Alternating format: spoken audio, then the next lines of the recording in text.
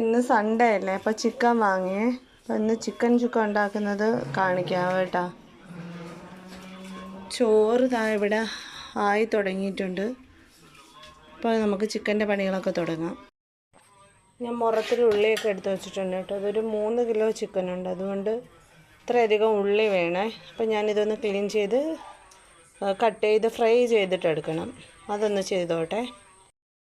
ഉള്ളി വറുക്കാനായിട്ട് എണ്ണ തിളപ്പിച്ച് അതിൽ ഞാൻ ആദ്യം കുറച്ച് കറിവേപ്പില ഒന്ന് ഫ്രൈ ചെയ്ത് കോരിയാണ്. അപ്പോൾ ആ എണ്ണയ്ക്കും കറിക്കുമൊക്കെ നല്ലൊരു മണമാണ്. ഇനി നമുക്ക് ഉള്ളി കുറേശ്ശായിട്ട് ഇട്ട് കൊടുക്കാം. ഒരു 3-4 ബാച്ചായിട്ട് കഴിച്ചെടുക്കേണ്ടി വരും.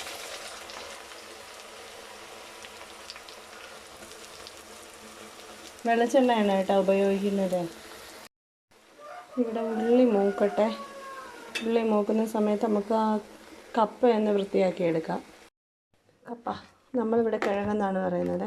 കിഴങ്ങ് ഞാൻ വൃത്തിയാക്കി എടുക്കാം. വെള്ളം വെളിയിൽ അടുപ്പിലിട്ടിട്ടുണ്ട്, അത് തിളയ്ക്കാറായി. ഷീറ്റ് ഉണങ്ങാനിട്ടേക്കുന്നതാണ്. ഇത് റാഗി കഴുകിയിട്ടേക്കാണ് പൊടിക്കാനായിട്ടേ. ഇതൊന്ന് തട്ടിയിട്ട് റെഡിയാക്കട്ടെ.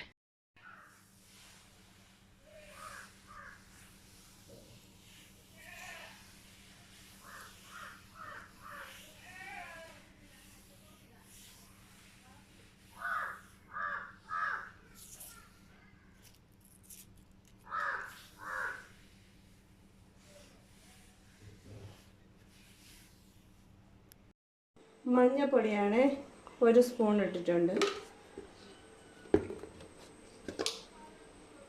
മല്ലിപ്പൊടിയാണ് അടുത്തത്.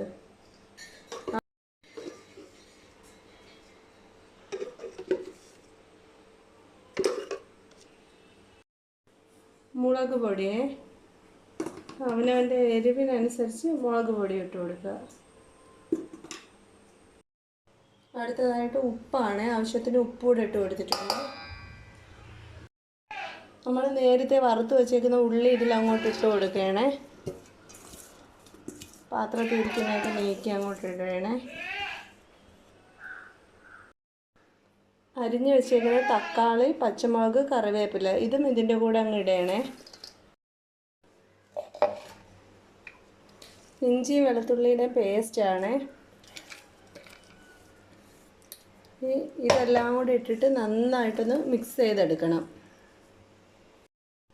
അപ്പോൾ ഞാൻ ഇത് നന്നായിട്ട് മിക്സ് ചെയ്തെടുത്തിട്ടുണ്ട്. ഇനി ഇതൊരു 15 മുതൽ 30 മിനിറ്റ് വരെ ഫ്രിഡ്ജിലൊന്ന് റെസ്റ്റ് ചെയ്യാനായിട്ട് വയ്ക്കാം.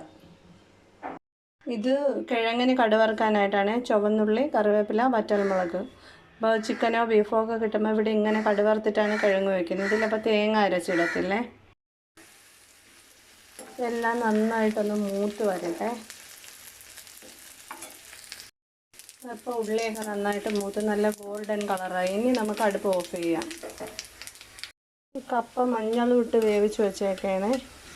ഇനി അതിലോട്ട് ഇതങ്ങ് ഒഴിച്ചിട്ട് മിക്സ് ചെയ്തെടുക്കാം, ഉടച്ചെടുക്കാം നന്നായിട്ട്. ചിക്കൻ വയ്ക്കാനായിട്ട് ഞാൻ ഉരുളിയാണ് എടുത്തേക്കുന്നത്. ഉരുളി വെച്ചിട്ടുണ്ട്. അതിൻ്റെ അകത്ത് ഉള്ളി പൊരിച്ച എണ്ണയാണ് ഇട്ടേക്കുന്നത്. 2-3 ഏലക്ക, 2-3 പീസ് പട്ട,